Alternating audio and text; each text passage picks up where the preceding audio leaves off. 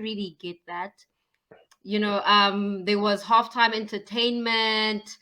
You guys sold tickets. You guys gave away. It was a whole event, and for me, that's exciting because that means basketball is growing in the country. Thanks. Yeah, and sorry. So, Slep, I wanna start with you. So, you guys lost by the 2 points. We lost by 2 points. Yeah. Two. Yes, so they were 2. leading, and then it was shooting 3. Carlos Moraes made. Also, that's a nice ass player. Yo. But anyways, Yeah, no, that guy's money. Yeah. So, how do you feel about your performance? Because the first time you guys played against them at the BAL, you guys lost by 29 points. Yeah. Right? Yeah. You guys lost by 29 points, and now you guys only lost by 2 points. That's a huge improvement. And you guys were leading for the majority. Well, it wasn't really majority, but you guys were leading. There was a lot of lead changes, yeah. So you guys gave them great competition. And I feel like that was the only competition you guys got recently. I feel like the BAL qualifiers were not that good of a matchup for you guys. I mean, the NBA Academy also beat us by 1 point. Oh, yes. Yes, but with Petro De Luanda, I really, really think that it was encouraging for us as a team to see how far we've gone and how close we are to the best in Africa. Petro De Luanda finished second in the BAL, and for us to push them and them winning by free throws, a questionable call, but that's a story for another day.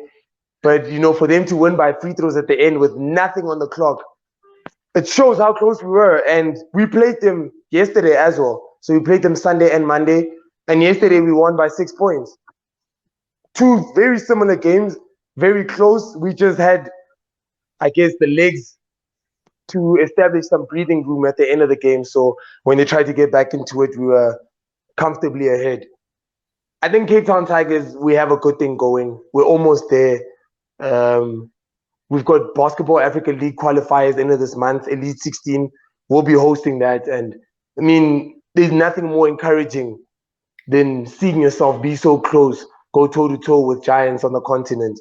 As a team, we know that, what, we're doing something right. Let's just keep at it. We still have three weeks and some change to tighten up the screws, make sure we can just, qualify, and make sure this time when we qualify, it's not on a COVID-19 technicality. We actually do win and deserve to be hopefully finish undefeated, top of the group. Yeah, I think you guys are in such an exciting place. I think also just the overall showcase of African basketball as well as the compliment to such the strides that you guys have made as an organization. So nothing but big credit to what you guys have done, and we wish you guys undefeated season, as you'd said. Let's go, guys. Yeah, I mean, Evans also mentioned that if you guys continue to play your game, and follow the game plan, then there's no reason why you guys should be losing the BAL. I think that was a very confident statement from him. And you know what? It comes out of confidence, but it's also something that we see, and it was shown when we played Petro De Luanda. It was shown. I mean, those NBA Africa kids are really, really good. You're looking at top 10 of the best 17, 18, 19-year-olds on the continent who do nothing but play basketball in Dakar. I don't know what the setup is like, but those kids look like they spend more time on a basketball court and in a weight room than they do in the classroom. You know what I'm saying? Because they play like men, they feel like men, they dribble like men. I mean, one of those kids put me on skates to finish the quarter and we went down 17 points. And I was trending for a whole week. But it's just, it's the makeup of how good the boys are. A 6'7" point guard is something you don't see in Africa. You don't see anywhere around the world unless you look at Doncic, and so that's the kind of talent that they have. And we played them twice, beat them once, lost to them once by 1 point. So we really are somewhere at the top tier of talent and teams on Africa. We just need to show it when it matters most. Because last year we were unable to do it in the previous, in the BAL. We were unable to prove it when we played against Zamalek, when we played against US Monastir, when we played against Pedro, we didn't show how close we are to the best in Africa, you know. So I mean, warm-up games are encouraging and everything, which is what we just had with Pedro in NBA Academy. But now we need to show it Elite 16. We need to show it BAL next year. We just have to show it. I think that's the only thing that's lacking, and that's what we all believe, and that's what we all push forward to, which is I back up what Evan said. You know, we want to win the BAL, and we feel like we really can. So, what changed from last year, other than the mentality? I think, okay, to be fair, continuation is key. When you look at the way Angola and Petro De Luanda play, that's how the Angolan national team plays. And they've been playing like that for the last 30 years, which is why they were able to win 11 Afro-Baskets. I mean, Afro-Basket was once every other year. So that's 22 years of dominance. It's a lifetime, it's generational, and you see all the teams play a similar brand of basketball. So with us, Cape Town Tigers, guys only really started training last year. You know, Kanapamo joined the team in October, I think it was. I joined the team in November. You know, these things take time. Yeah. So once the core and everybody really, really gets familiar with what we're doing, and it moves from the core to the guys, to the 7 guys on the bench, then we'll start hitting from all cylinders. And I think that's what changed, is the continuation. Still doing the same set plays. We're still running a similar system. Coach Flosh has come in and he's intensified our defense, you know, because he's very big on defense. He's added 1 or 2 offensive sets, but very basic. Most of the stuff is things that we've been running. So the continuation is what's different. Man, that's amazing. That's amazing. But hey, you know, regarding the new, like the news that we've heard recently, you guys might be playing or will be playing the BNL next year, because BNL just announced that there will be the official route to the BAL. And, you know, I think that's a good idea, because it isn't our national league. So surely it should be showcasing the best teams in the country. And then obviously the best team gets to go face other, you know, African teams, like similar to what the Champions League does, right, in Europe. Yeah. So I think that's really good. But again, I don't think Cape Town Tigers have competition in the BNL. What do you guys think? Oh, that's a big thing to say. No, it's I don't think I can answer this one. It's not, because we've seen guys, the defending. Well, 20 Suns just won the BNL, right? Yeah. Shout out, Shine in the background. We see you. Shout out. Cape Town Tigers Shout out, play. Cape Town Tigers play the 20 Suns, and you know, granted, the same team that just won now were not the same team at the qualifiers. Yep. But the core was there. So putting the Cape Town Tigers in that league, first of all, I think it's good because it will elevate the league. You know, if you want to be the best, you have to play with the best. That's great. But in terms of competition, I don't think the Cape Town Tigers have competition. I think I slightly disagree. I think now with the carrot dangling for all these teams, I think they'll be forced to now. They've seen a standard, which is the Cape Town Tigers, and they'll be forced to now try to compete. All the teams that are going to go against Cape Town Tigers know what they're playing against. So that means, you know, they're probably going to have to spend and get the players on that caliber to compete. And if they know that it's a direct line to the BAL, I'm telling you, the competition is going to elevate.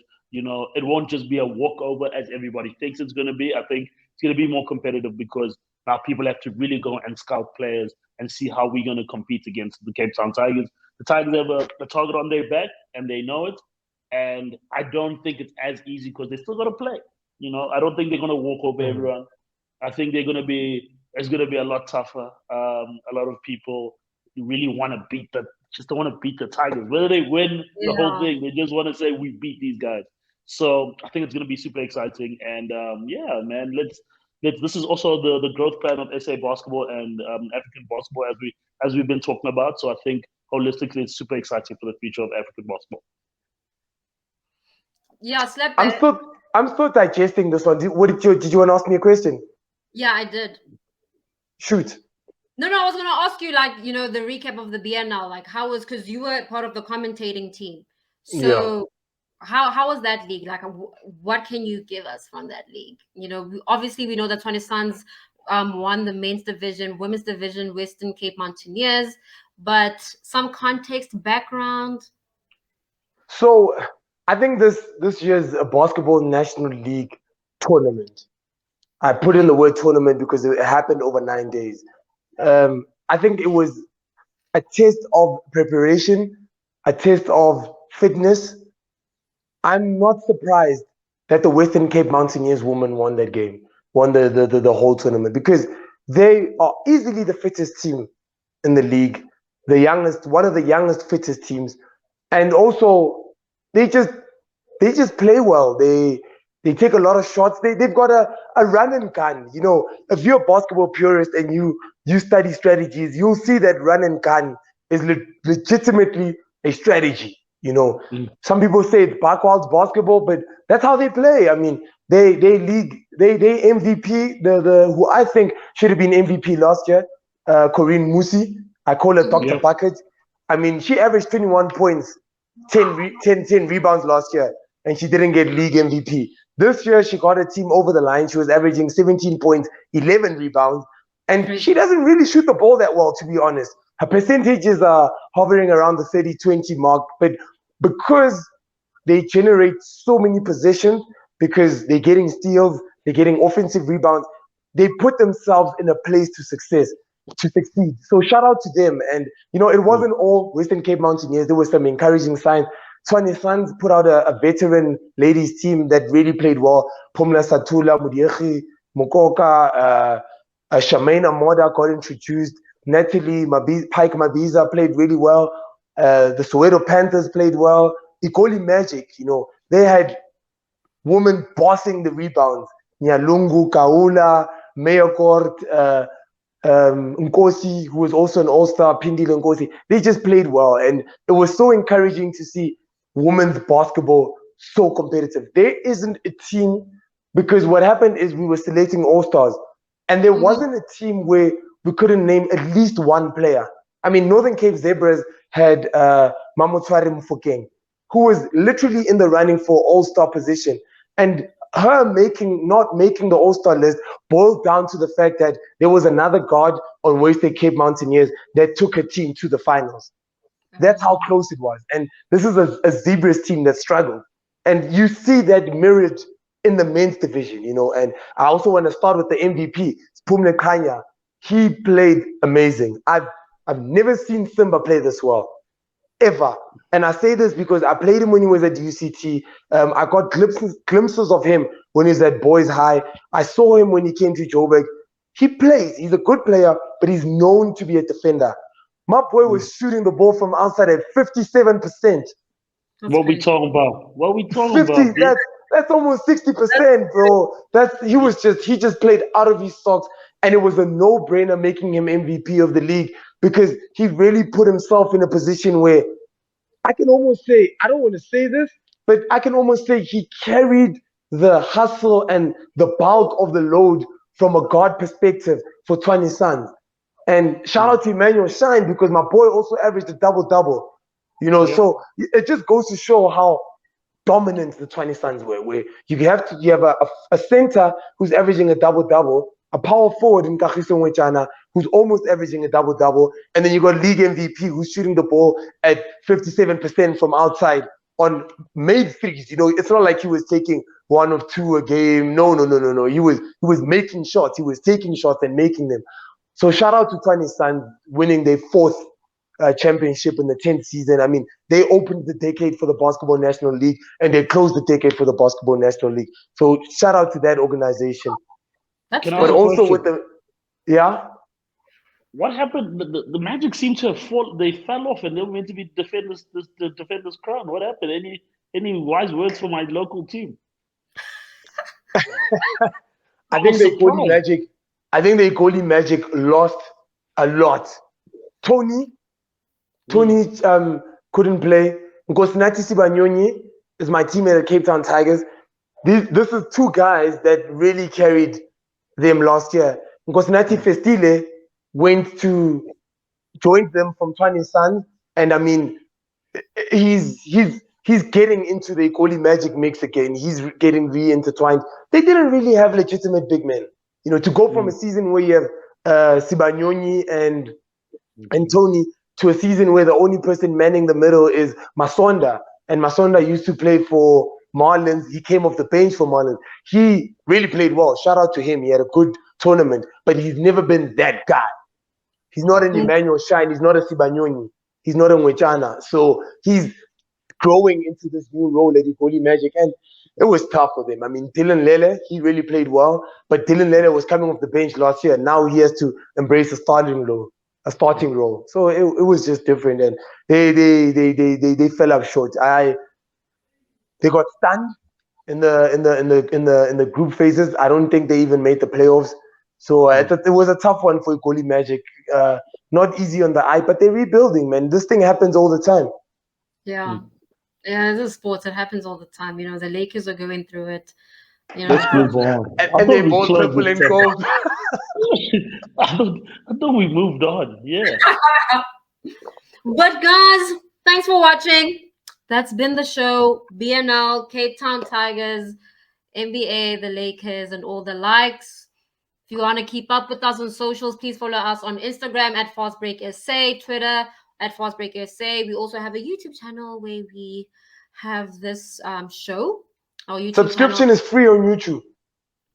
Yes, no one pays for subscriptions, Slepe. I'm encouraging them to subscribe.